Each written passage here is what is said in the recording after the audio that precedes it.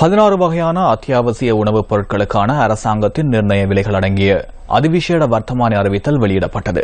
நுகர்வோர் விவகார அதிகார சபையின் தலைவர் ஹஷித திலகரத்னவின் கையொப்பத்துடன் நள்ளிரவு வெளியிடப்பட்டுள்ள வர்த்தமானியில் ஜூலை மாதம் 14ஆம் தேதி முதல் இந்த நிர்ணய விலைகள் அமல்படுத்தப்பட்டுள்ளதாக சுட்டிக்காட்டப்பட்டுள்ளது.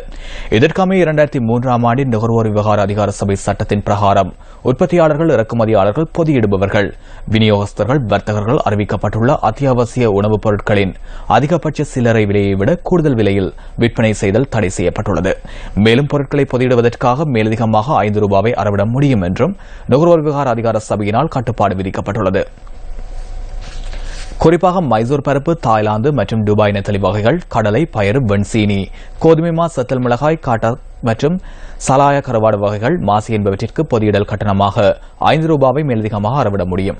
இந்த நிர்ணய விலைகளின் பிரகாரம் 1 கிலோகிராம் தோலுடனான கோழி இறைச்சியின் விலை ₹410 தோல் நீக்கப்பட்ட கோழி இறைச்சியின் விலை ₹495 நிர்ணயிக்கப்பட்டுள்ளது. 1 கிலோகிராம் சிவப்பு பருப்பின் விலை ₹169 தாய்லாந்து நெத்தலி 1 கிலோவுக்கு ₹495 துபாய் நெத்தலிக்கு ₹410 விலை நிர்ணயிக்கப்பட்டுள்ளது. 1 கிலோகிராம் கடலை நிர்ணய விலை ₹260 பயறு 1 கிலோகிராமின் விலை ₹220 அறிவிக்கப்பட்டுள்ளது. இது தவிர 480 கிராம் நிறையுடைய டின்மீனின் விலை ₹140 105 கிராம் நிறையுடைய டின்மீனின் விலை ₹70 அரசாங்கத்தினால் நிர்ணயிக்கப்பட்டுள்ளது. வெள்ளை சீனி 1 கிலோவின் விலை ₹95 1 கிலோகிராம் கோதுமை மாவின் விலை ₹87 நிர்ணயிக்கப்பட்டுள்ளது. 1 கிலோ இறக்குமதி செய்யப்பட்ட பால்மாவுக்கு ₹810 1 கிலோகிராம் உள்ளூர் பால்மாவுக்கு ₹735 நிர்ணய விலை அறிவிக்கப்பட்டுள்ளது.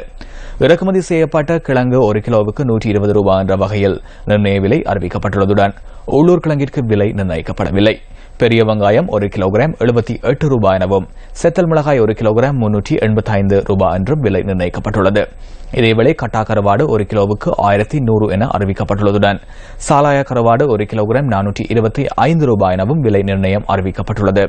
1 கிலோகிராம் மாசியின் நிர்ணய விலை ₹1500 சஸ்டஜன் மாவின் நிர்ணய விலையும் ₹1500 என அரசாங்கம் அறிவித்துள்ளது.